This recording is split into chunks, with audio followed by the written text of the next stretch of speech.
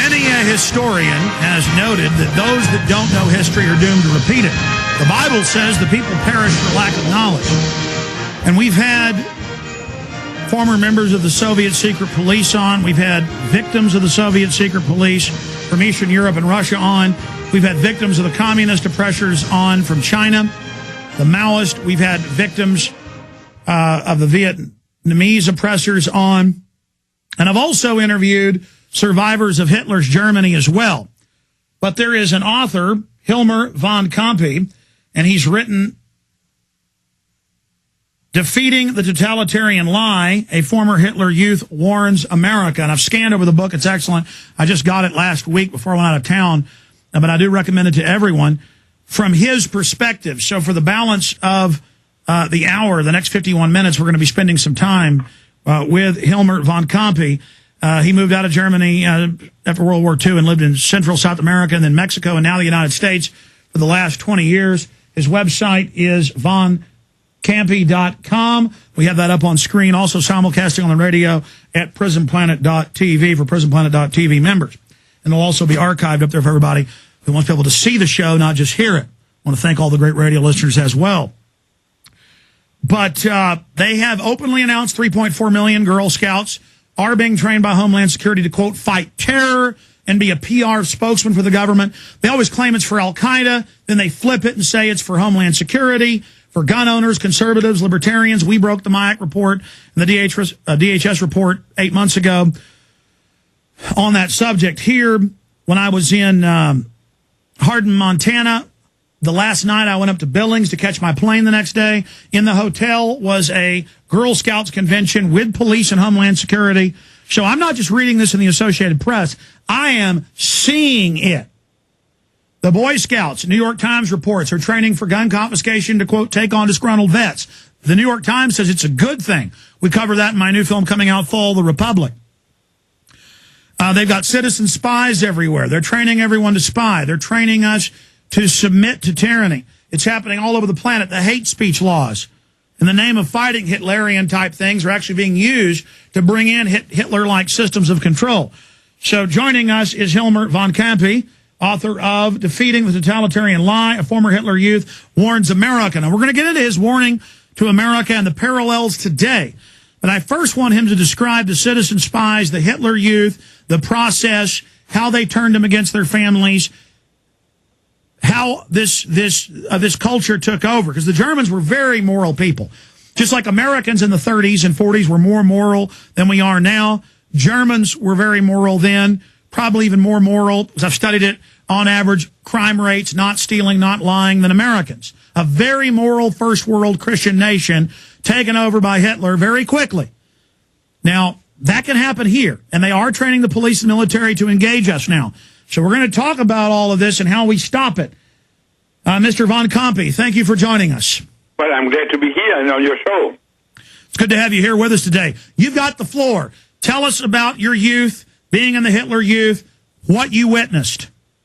Well, I was 7 years old when the Nazis took over. So, with other words, I did not have no concept that was something which was there. My father, however, he was a civil servant. He was what here is a county commissioner. He was responsible for a certain area in Germany. But here in America, you are being elected. In Germany, you are being appointed by the government. So the first day after the Nazis had taken over, they immediately started their own on-the-side organization, I might say, in the whole country in Germany, between my father and between his superior area, with a bigger area, and the provinces, they all had an organization of the Nazis at their side, which controlled what was being done and what was not being done. Were those called the local Gauleiters, or what were they called? Yeah, the Gauleiter was the party person for a province. My father's side Nazi was Kreis area Kreis person. So it was. They were the real Nazis, and they came to my father and asked him to join the party, and my father refused, and so they couldn't dismiss him entirely, but they threw him out of his job and put him in the corner of the country with a much lower income. But he wasn't very angry because there were others who were like him. So your father was demoted because he wouldn't fervently serve Hitler as a sub-Gauleiter, as the county commissioner, like Arnold's father. He loved it and served with pleasure. Schwarzenegger. Continue expanding from there. Yeah, I will give you the high points of it. They, of course, the Nazis controlled the whole media, which at that time consisted only of the newspapers, of the radio, and of the film industry. And it was forbidden by penalty of death to listen to foreign information. And my father,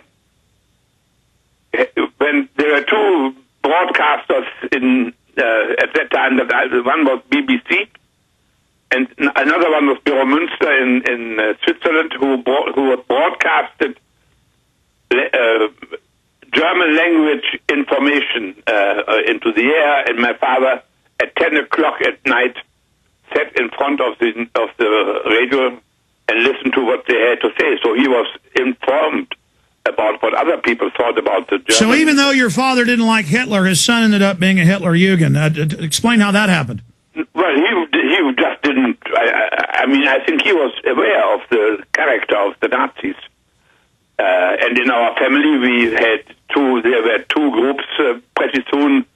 One were the Nazis and the other one were the non-Nazis, and my father was heading up the non-Nazis in his family, and that the others, at the end, we didn't talk to each other anymore. Now, that's a key point, because this happens under these states.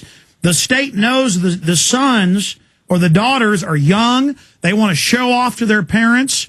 And a lot of times they get the kids to even end up turning in their parents, or, the kid comes home in the uniform and mom and dad have got to kiss their butt, basically. And I've read a lot about that happening in the Soviet Union and Nazi Germany and in Fidel's Cuba, where the dad or the mother knows it's bad, but the kids get indoctrinated. And you're saying your family was divided. Were you the leader of the Nazis in your family, or was somebody else? No, I was not. I was a child. This is what I afterwards learned. What you said is absolutely correct. The Nazis tried to get through the children to the parents and control what they were doing and what they shouldn't do, and so forth. You know Hitler's favorite saying, did you hear this at the time? First we get the women, then we've got the children, so follow the men? Yeah, no, I haven't heard that one, but that was his, he was after the youth, there was no question about it. And they also had a parallel organization with school. That's where the Nazi elite was being trained, and they had my elder brother on their list to get him into it, and for my parents was it very difficult. Their main concern in all these years was to save the character of us children so that we were not taken over by the Nazi ideology. And they only got my elder brother out of the system, so to speak, out of the Nazi school with the help of a doctor who certified that he had some health reasons why he couldn't be in such a school. So that worked. So we did not. So total federalization of schools. How was your family later divided? How did you find out they were divided, Nazi, pro-Nazi, anti-Nazi?